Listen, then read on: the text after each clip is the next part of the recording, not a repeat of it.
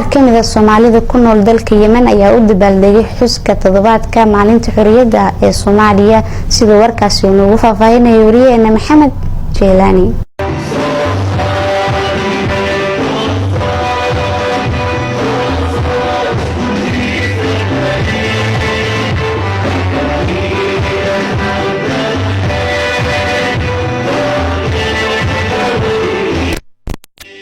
xafladan oo ay ahayd mid hees sare loo soo agaasimay ayaa soo qaban qaabisay safaaradda Soomaaliya ee dalka Yemen ayaa lagu qabtay Coral Hotel ee magaalada Cadan. xafladan ayaa waxaa ka soo qayb galay marti sharaf kala gedisan oo ay qaarkood ka socdeen dawladda Yemen iyo hay'adaha gargaarka qaxootiga ee dalka Yemen ka shaqeeyo. sidoo kale xafladda ayaa waxaa ka soo qayb galay muwaadiniinta Soomaaliyeed ee ku dhaqan magaalada Cadan iyo bahda fanka kuwaas oo soo bandhigay riwaayado iyo heeso ka tarjumaya qiimaha ay maalinta u leedahay Jamhuuriyadda Soomaaliya.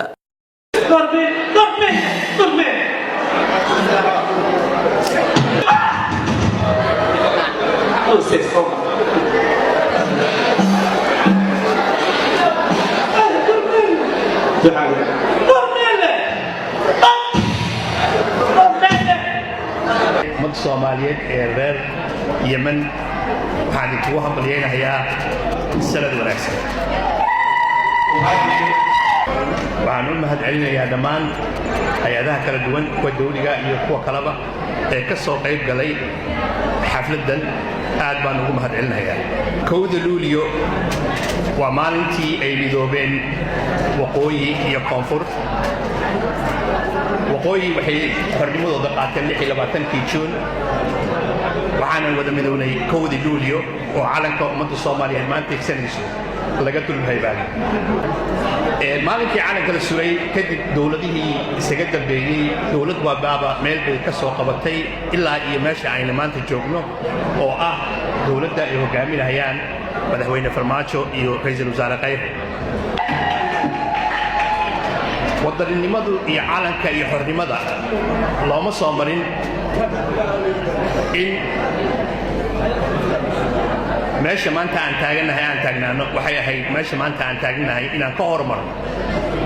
واسمحوا لي بداية أن أنقل إليكم تحيات وتهاني معالي الأستاذ الدكتور الخضر ناصر الأصور رئيس جامعة عدن وأعضاء الهيئة التدريسية والهيئة المساعدة والجهاز الإداري لجامعة عدن لجمهورية الصومال رئيسا وحكومة وشعبا بمناسبة هذه الاحتفالية الكبيرة.